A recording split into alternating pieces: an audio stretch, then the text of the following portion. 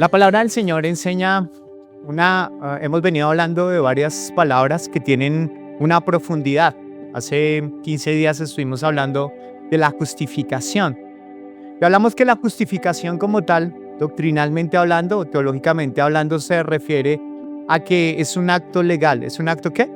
Legal, donde se determina que nosotros somos ¿qué? Justificados, que nosotros éramos personas pecadoras y que por un acto legal, por medio del Señor, somos declarados justos. Y ahora el Padre nos ve de una manera diferente, ahora nos ve como hijos. Luego estuvimos hablando hace 8 días, ¿recuerdan que estuvimos hablando sobre la palabra qué? Reconciliados. Y hablamos también de ese concepto de reconciliación, porque muchos de nosotros actuamos muchas veces sin ser reconciliados. Y que hablamos que era muy importante que pudiéramos reconocer el ministerio de la reconciliación.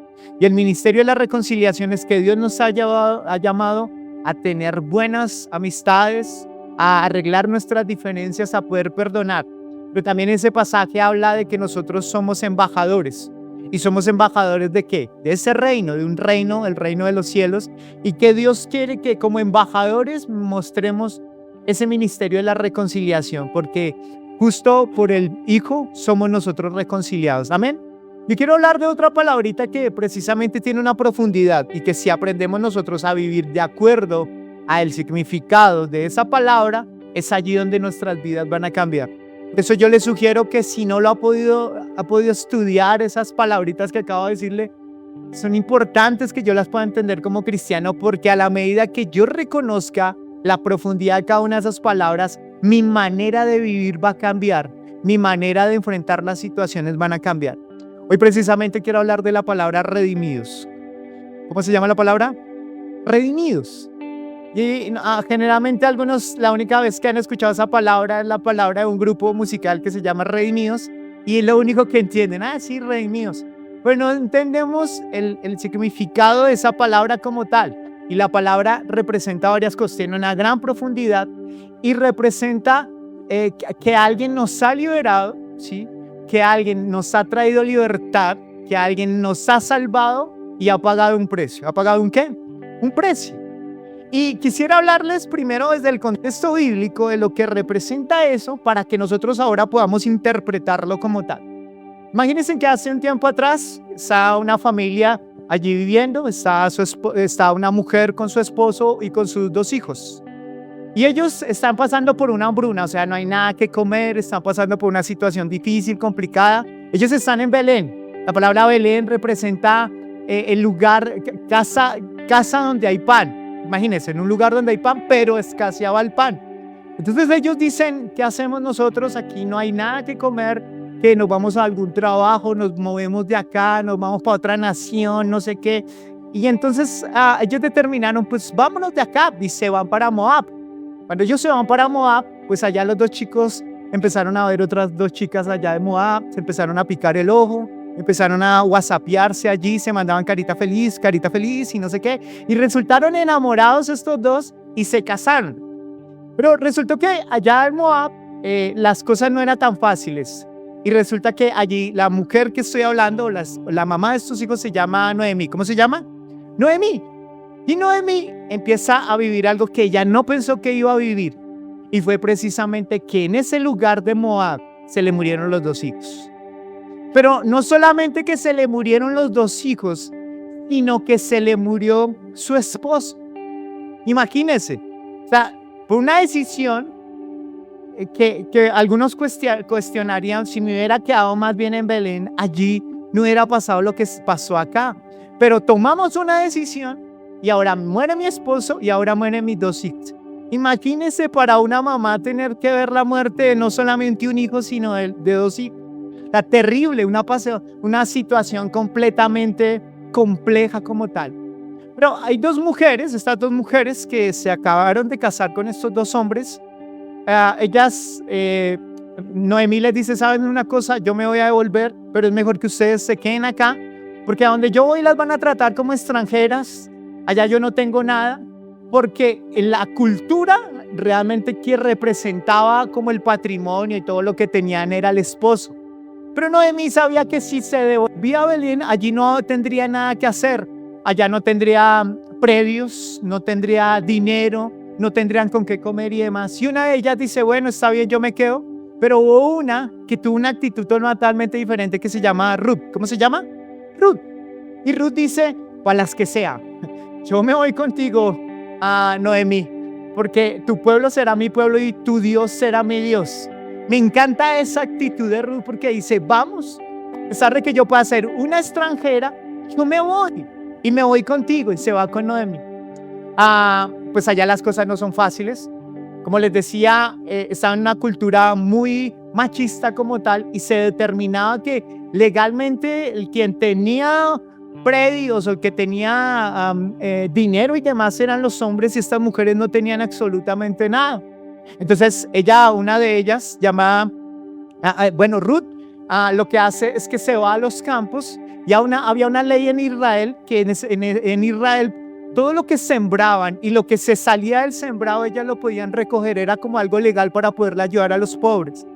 De repente aparece un hombre allí, un boss que empieza como a picarle el ojo, no mentiras, ella empieza a ver Ruth empieza a ver a vos y dice, uy, el man aguanta, se ve lindo, tiene un muy buen celular, el iPhone, no mentiras, pero ve que el man le encanta, su manera de ser es todo un caballero, es una persona especial.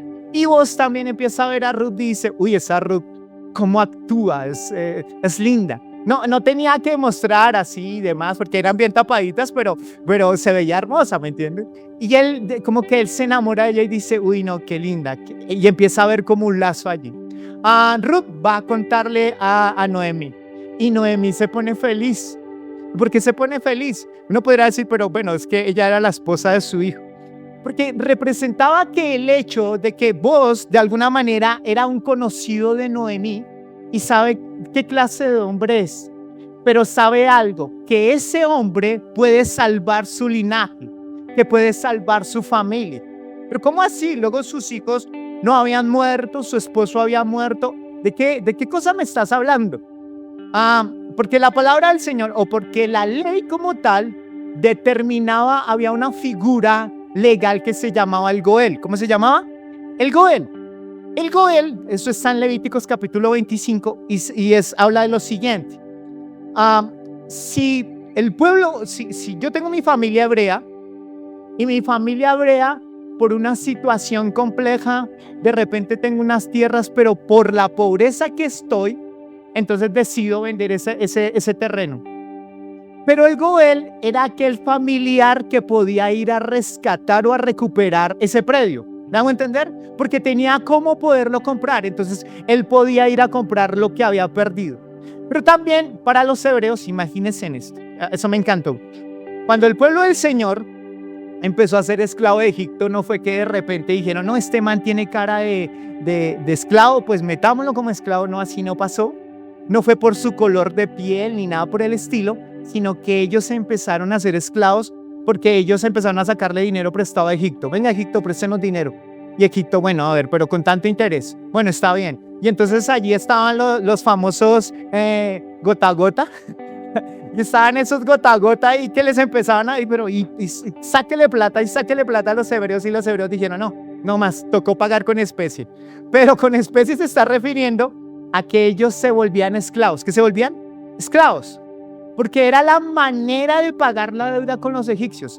Usted va a ver que eso fue lo que pasó. De allí sabemos que espiritualmente estamos hablando que una persona que tiene deuda se convierte en un esclavo del que debe. ¿Sí?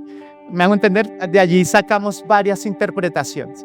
Entonces ahí lo que sucede es que ellos al convertirse en esclavos, entonces el Goel lo que hacía era que tenía la capacidad de ir a recuperar a su familiar que se había esclavizado. ¿Me hago entender? O sea, además de que iba y recuperaba el terreno, la tierra como tal, también lo que hacía era que podía ir a comprar al esclavo, a su familiar, y recuperarlo.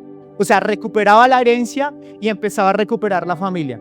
Pero también sucedía algo, que si por ejemplo, imagínense que uno de esos hebreos tiene un hermano y el hermano se casó, pero resultó que el hermano murió. Entonces el Goel, por su parentesco, él se puede casar con la esposa de su hermano para seguir haciendo descendencia. ¿Me hago entender? Era como que si quedaba viuda, el Goel podía ir a casarse con ella para restaurar esa familia. Amén. El Goel también lo que hacía era que ejercía justicia y misericordia.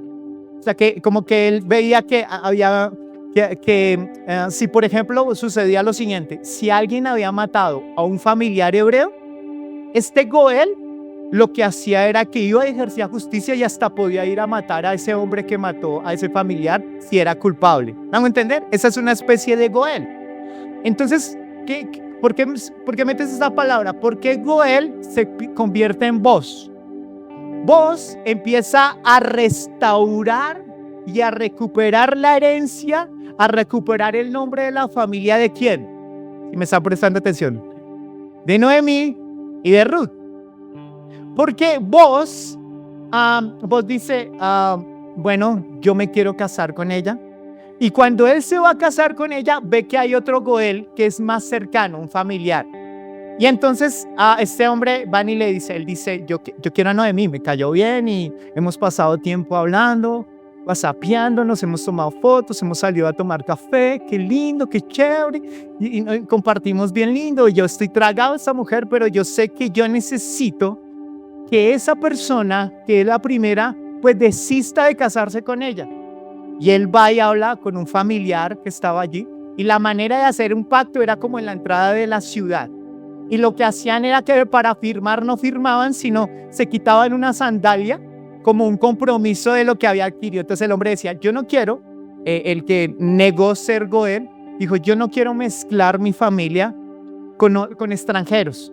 Entonces yo te cedo a ti, vos, ¿qué te cedo? Te cedo a ti la oportunidad de que tú te cases con ella. Y vos, ni corto ni perezoso, se casó ¿con quién? Con Ruth. Allí lo que nosotros podemos ver es que Goel representa una imagen de Jesús. ¿Una imagen de quién? De Jesús.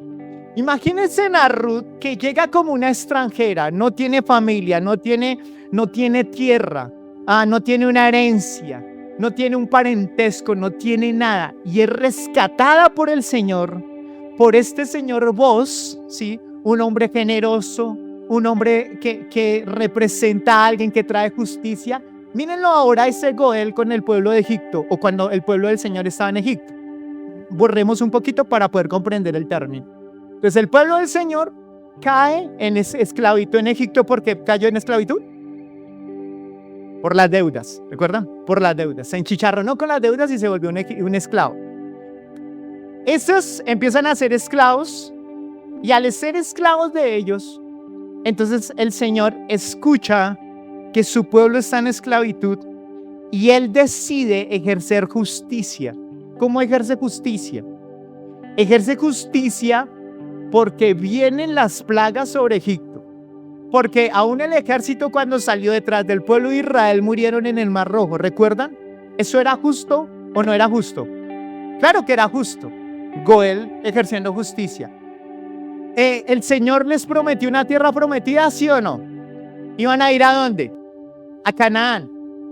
¿Quién les promete eso? El Señor. O sea, se convierte en un Goel. Ese tenía que tener un parentesco familiar. ¿Dios tenía un parentesco con el pueblo de Israel, sí o no? Claro, tenía un parentesco. ¿Me hago entender hasta allí? Yo sé que estamos hablando de algo como complejo, pero quiero que lo podamos nosotros ver. Goel representa a una persona que restaura. Representa a una persona que trae una herencia. Representa a una persona que trae restauración y que defiende la familia. Amén. Cuando hablamos de esa figura, podemos ver que Jesús es un Goel, porque recupera nos da una herencia.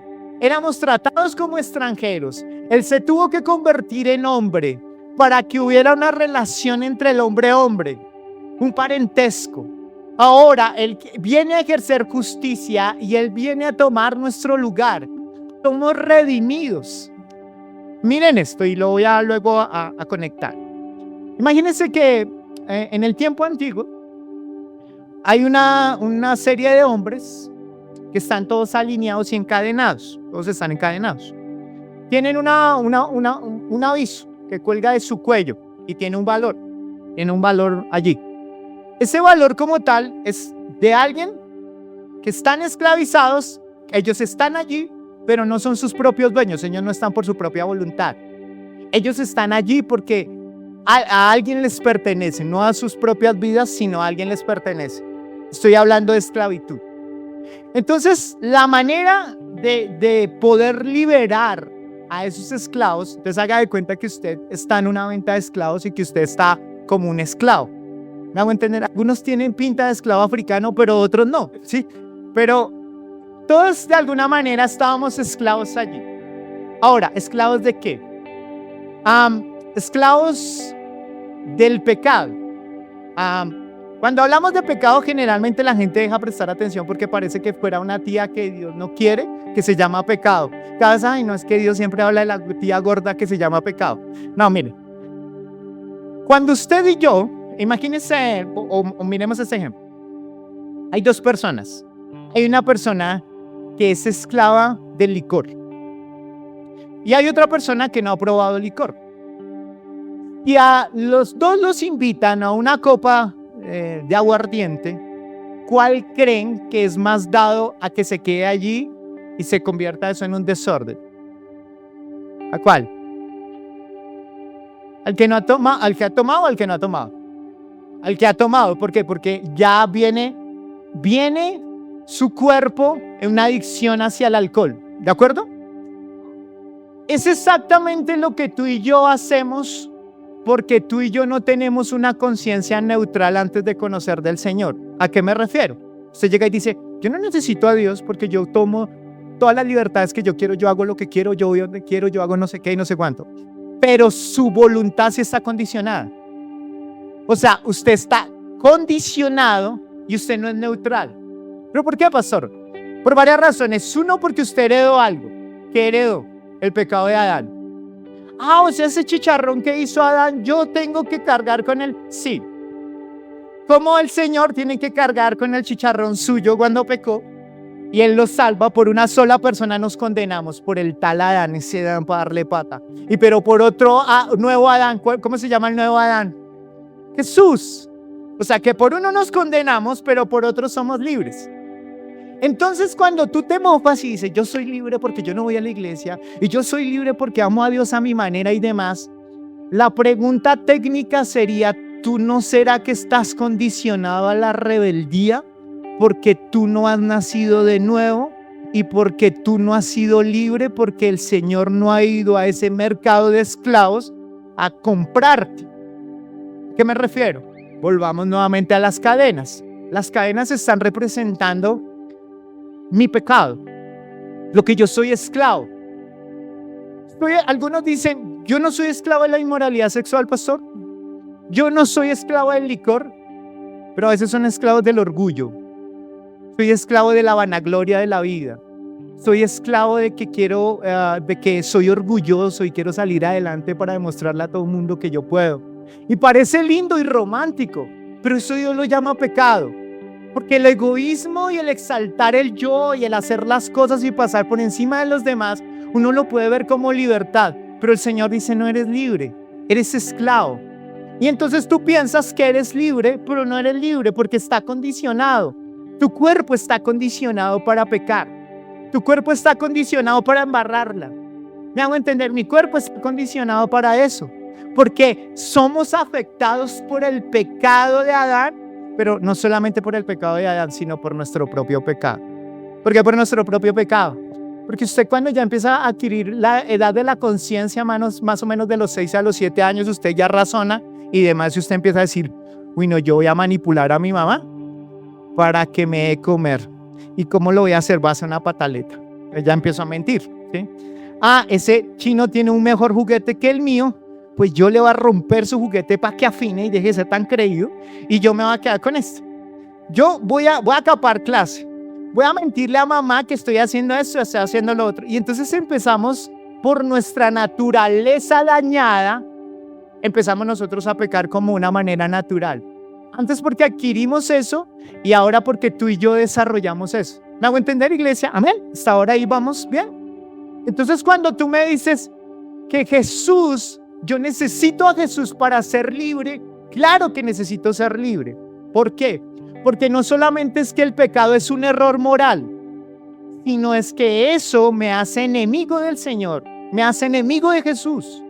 Pero no solamente eso, sino que el pecado tiene una fuerza espiritual sobre mi vida y me controla.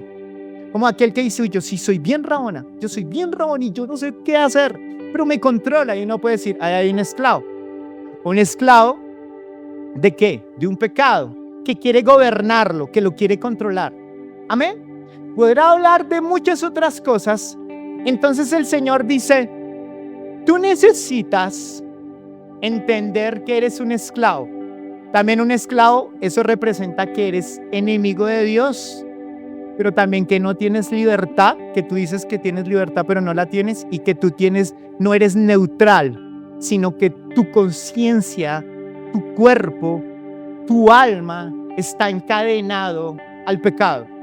Y ese pecado ejerce un poder en ti, así tú no lo creas o no lo entiendas, pero eso ejerce un poder sobre tu vida para tomar decisiones. No puedes ser sobrio en tomar decisiones, no eres libre como tú dices serlo, porque la libertad, el concepto que tenemos de libertad es ir por donde a mí se me dé la gana y hacer todo lo que yo quiera sin ningún tipo de freno. Recuerden que aún los automóviles Ferrari, que son los que, o la Fórmula 1 más bien, son los que corren más, pero aún así ellos necesitan un mecanismo para frenar. Pero pensamos que libertad tiene que ver con no hay frenos, no hay nos, todo tiene que ser que sí. Pero el Señor dice, tú y yo tenemos un problema y es que somos esclavos. Y tú y yo no tenemos herencia. ¿Somos esclavos de qué? Del pecado. Como parejas a veces somos esclavos del orgullo. Somos esclavos de no quererle dar la razón a la otra persona. Somos esclavos de querer manipular a nuestra mamá, a nuestro papá. Somos a veces esclavos de nuestra autoestima, de nuestra mala autoestima y queremos todo el tiempo reconocimiento y salimos a mendigar y demás, porque somos esclavos de una posición donde el enemigo ha hecho con nosotros lo que quiera. Entonces el Señor dice, estos manes necesitan ser comprados, estos manes necesitan ser redimidos, estos manes necesitan que los rescate. ¿Que los qué? Rescate. La palabra redimidos tiene que ver con rescate. ¿Tiene que ver con qué? Con un rescate, con un precio, con que alguien va y paga por ti. Mira al que está a su lado. ¿Usted cuánto daría por el que está allá a su lado? No, mentira. ¿Cuánto usted daría? ¿Sí? Ahora mire esto. Había un mercado en los hebreos, había un mercado de esclavos. Para los hebreos, digámoslo así, que cuando los hebreos decían no tenemos cómo pagar, entonces lo que nosotros vamos a hacer es que, lo que les decía, se vuelven esclavos para pagar su deuda. A los 7 años, ellos trabajan a los 6 años, a los 7 años eran liberados. Pero había una manera de comprar a los esclavos. Entonces, por ejemplo, iban a comprar a los esclavos allí y ellos preguntaban cuál era su situación como esclavos. Porque algunos podían ir a comprar a los esclavos para que trabajaran cierto tiempo, pero luego los seguían comprando y demás. Pero había otra manera de ser comprados. Era que los compraban y los compraban de tal manera que ya no los podía volver a vender. ¿Me hago entender? O sea, la primera vez yo iba y compraba un esclavo, estaba 7 años conmigo, yo lo podía ir a vender, era como un billete que iba y venía, una compra que yo tenía, como un celular viejo, lo compro, lo traigo, no sé qué, hago con él lo que quiera porque era como un objeto, no tenía libertad como esclavo, no podía tomar decisiones, no podía saber dónde ir, no tenía herencia, no tenía quien le cuidara. Eso es lo que representa la Biblia un esclavo.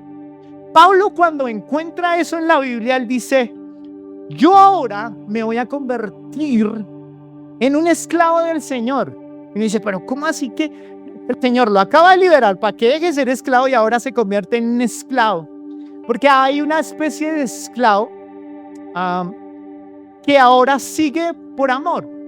Abraham Lincoln, se conoce esta historia de Abraham Lincoln como uno de los expresidentes de Estados Unidos, y se dice que más o menos en 1838, algo así, las personas podían adquirir la libertad, se emancipaban.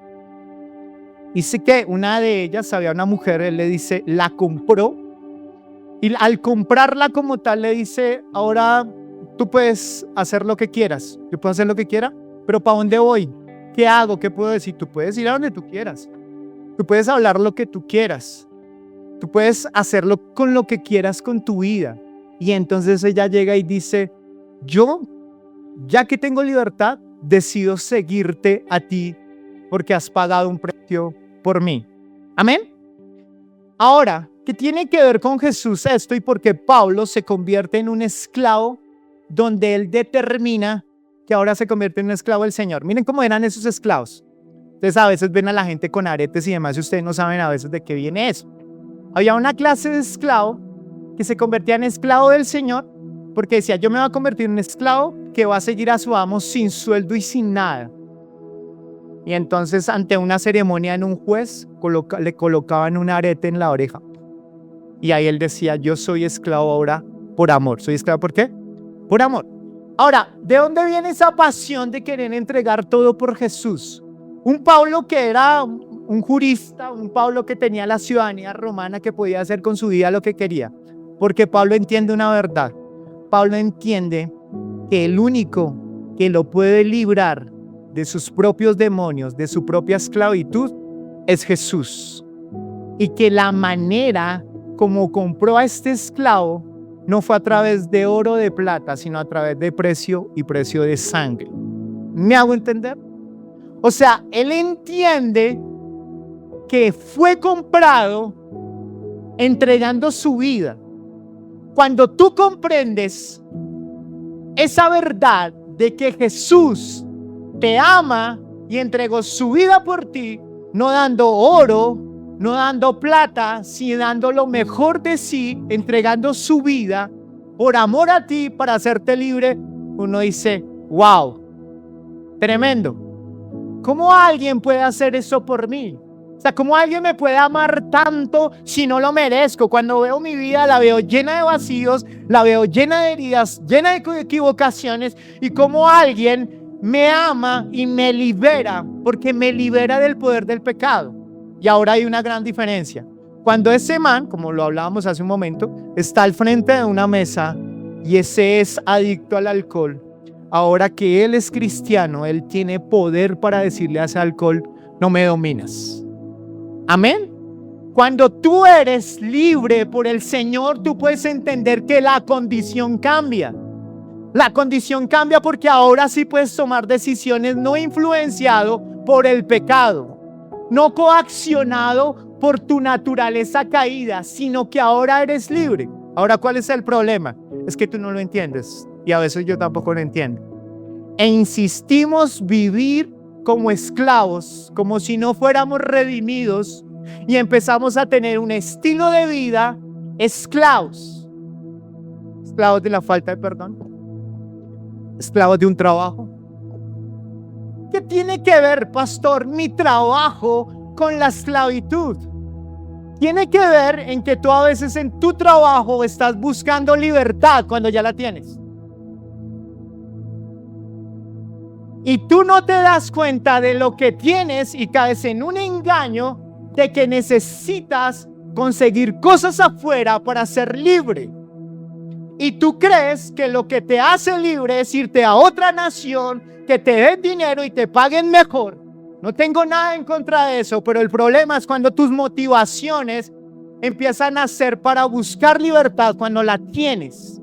Pero no sabemos vivir en esa libertad si no vivimos esclavos. Esclavos de trabajos, esclavos de personas que nos maltratan emocionalmente, esclavos de carreras que tú nunca quisiste, pero por amor a tu papá y a tu mamá intentas sacarla, pero tú no le tienes amor a eso. Esclavos de amistades que no te convienen, esclavos de adicciones como la pornografía, como las sustancias psicoactivas, como eso que tú llamas, yo bebo solo ocasionalmente, solamente 8 veces al mes. Entonces, ¿cuántas veces necesitas para declararte un alcohólico? Y empiezas a comprender que la única manera para poder hablarle a tu pareja de que la amas es con embellecedores, que se llaman cerveza, aguardiente y allí para adelante. entonces no me hables de libertad, porque no entiendes el concepto que Dios a ti te dio de que eres libre.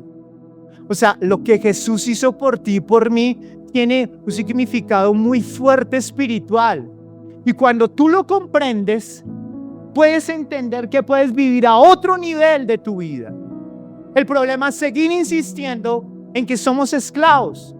Personas que mendigan amor, personas que permiten el maltrato, personas que porque no tienen una pareja se sienten cojos en la vida, personas que sienten que tienen que mendigar todo el tiempo amor y demás, porque no entiende que son libres.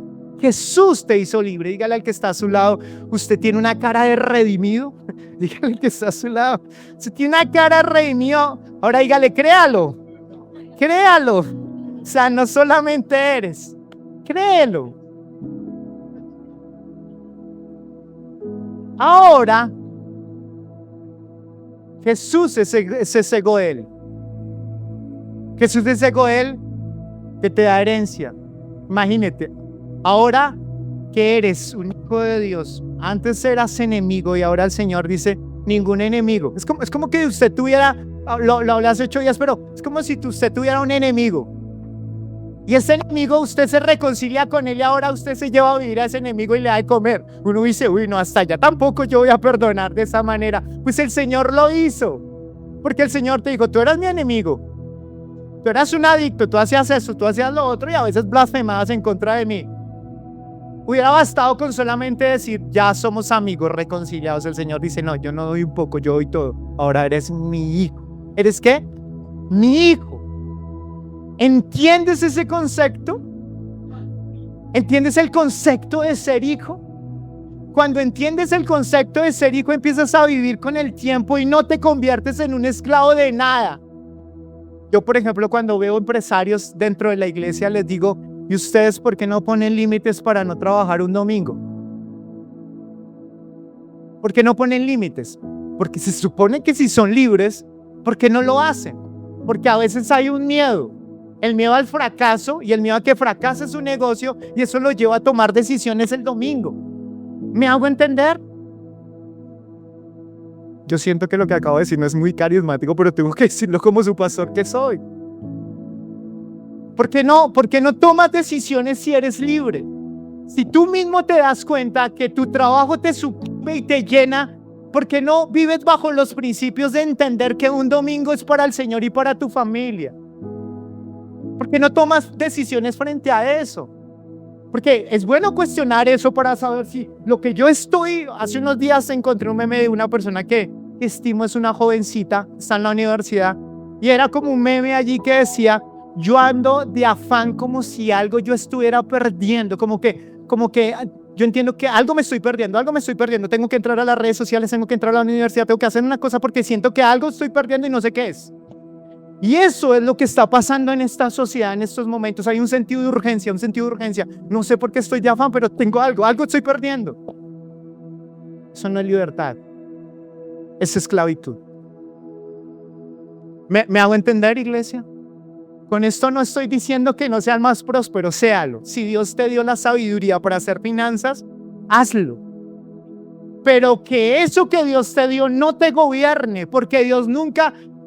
Dios te da algo, pero no solamente eres tentado cuando no lo tienes, eres tentado cuando eres bendecido. Amén. Porque a veces pienso que en lo bueno Dios me dio este trabajo, Dios me dio este estudio, pero ¿quién va a querer que sus hijos se empiecen a separar por algo que Dios les dio? Dios no quiere eso, porque lo que Dios te dio es para que permanezcas con Él. Y hay algo que recuperó el Señor en esa cruz y fue la comunión, porque tú y yo estábamos separados de Dios como esclavos, no teníamos nadie que nos amara, nadie que nos prestara atención, nadie que pudiera demostrarnos cuánto valíamos, sino solamente ¿quién? Jesús cuando vino y nos compró. Y ahí se recupera algo que el ser humano había perdido, relación y comunión con Dios. Y cuando se habla de esto dentro de la iglesia es doloroso porque algunos dicen, es que a mí me cuesta orar, pastor.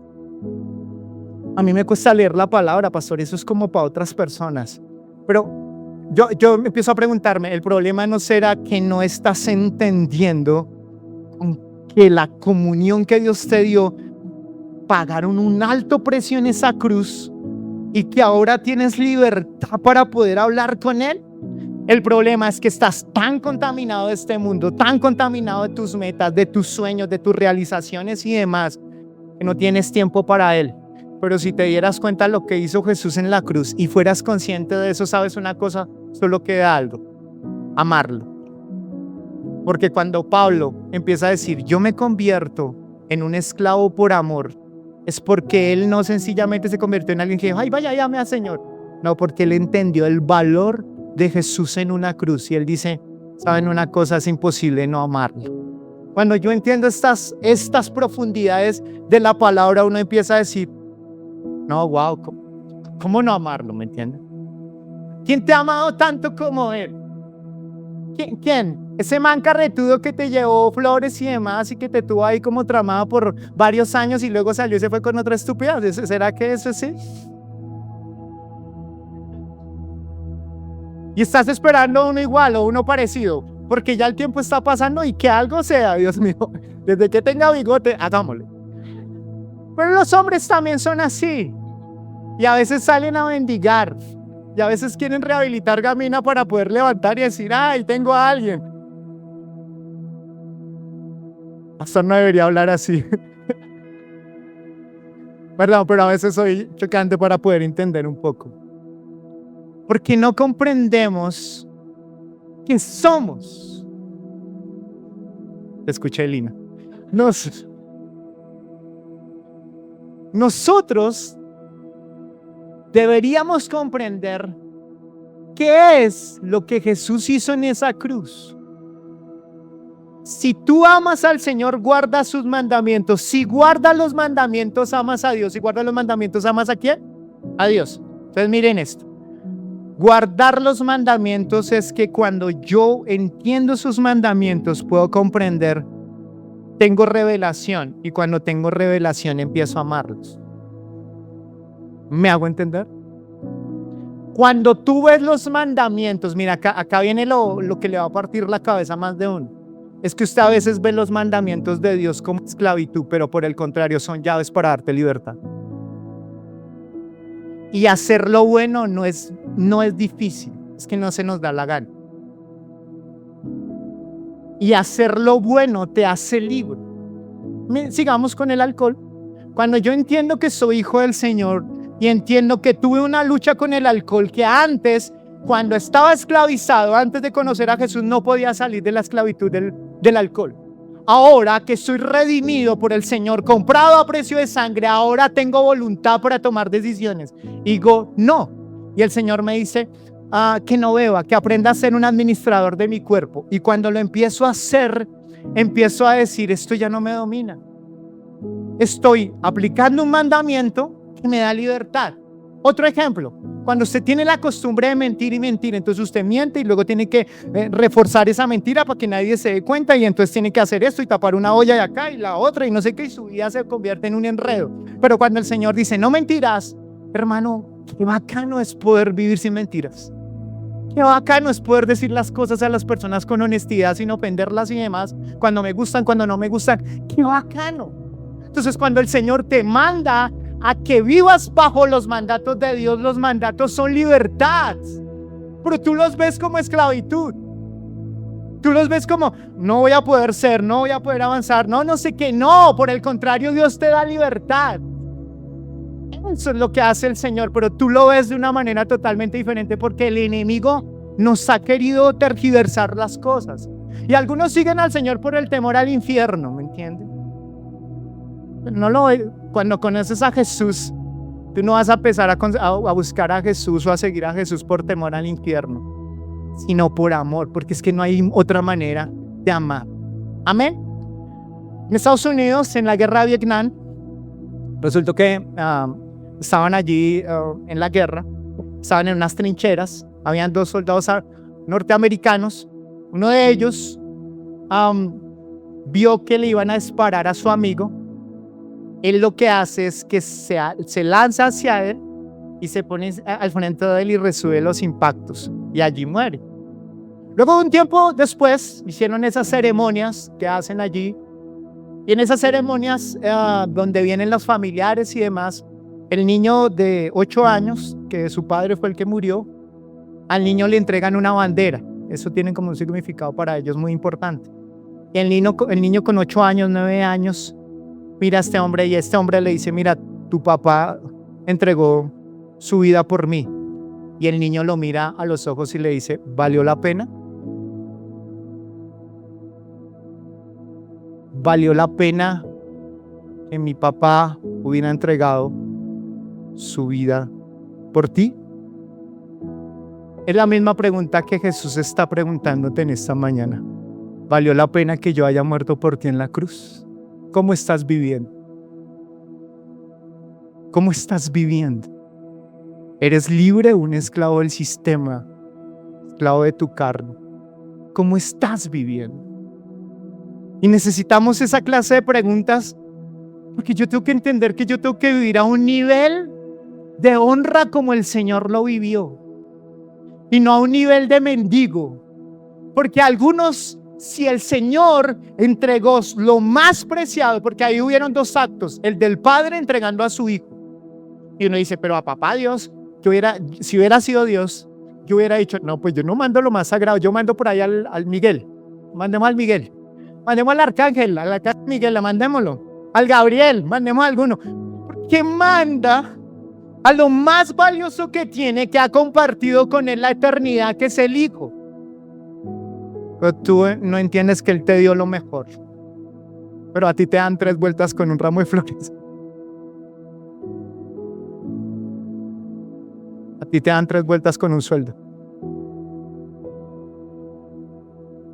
El Señor dio lo mejor. Pero no solamente eso. El Hijo dijo, Padre, yo voy a morir por ellos. ¡Wow! ¿Quién hace eso? El amor que más se acerca al amor de Dios es el amor de una mamá que está dispuesta a dar todo por sus hijos. Pero aún así ese amor se queda muy lejos al amor del Padre y al amor del Hijo que tiene por ti. Pero la pregunta es, ¿por qué no vives bajo ese nivel de libertad? Que eres redimido. No te estoy diciendo que salgas aquí todo encrespado, ¿sí? Yo soy el Hijo de Dios y mira, venga a ver pues, ya sabe que tiene que pagar un precio sobre mi vida.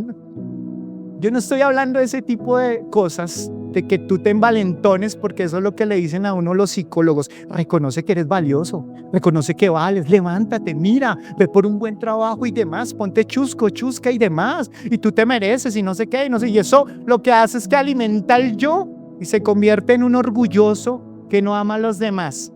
Miren esto, cuando uno entiende de dónde Dios lo sacó, uno entiende que hay personas que están allá y que necesitan, como yo fui esclavo, ser libre. Y por mí eso, mi motivación me lleva a no ser más que los demás, sino a entender que a veces el orgulloso sabe que está clamando, que es un esclavo. A veces tú ves personas en los trabajos orgullosos y demás, intimidantes y demás. Y cuando empiezas a ver las cosas a través de los ojos del Señor, empiezas a decir, allá hay un esclavo más. Un esclavo más del dinero, un esclavo más de relojes finos, un esclavo más de que necesita un buen título universitario, allá va otro. Pero no los ves como desde, ay, sí, yo soy más, sino empiezas a verlo con misericordia, la misma misericordia con la cual Dios te miró a levantar. Amén, iglesia. Por eso lo que el Señor hizo en la cruz no es ninguna pendejada, no es ninguna tontería, tiene un significado espiritual, pero deberíamos vivir bajo ese nivel de libertad que el Señor allí nos ha dado. Eso es lo que el Señor está esperando que nosotros podamos dar.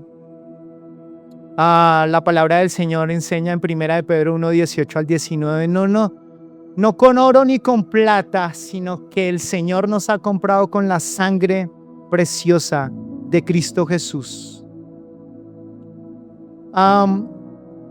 ¿Qué implica entonces que somos comprados por el Señor?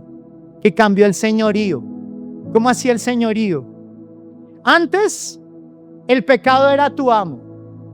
Pero ahora y antes, la culpa era lo que te encadenaba. Y tú lo que querías era salvar tu culpa haciendo una serie de cosas. La muerte era tu destino antes de Cristo, pero ahora Cristo es tu Señor, no el pecado. Ahora no vives bajo una cobertura que es de gracia. Y ahora tienes una vida eterna como herencia. Eso merece un aplauso para el Señor. Amén.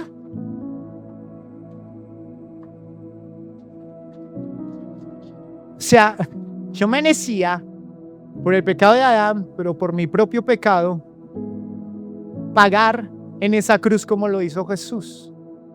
Colosenses 1:13 dice: nos ha trasladado el Señor del reino de las tinieblas al reino de su amado Hijo. Amén. Cuando estabas esclavo del pecado, todo era nublado. Miren esto, y a mí siempre me ha ministrado esto. Sansón, Mr. Berraco,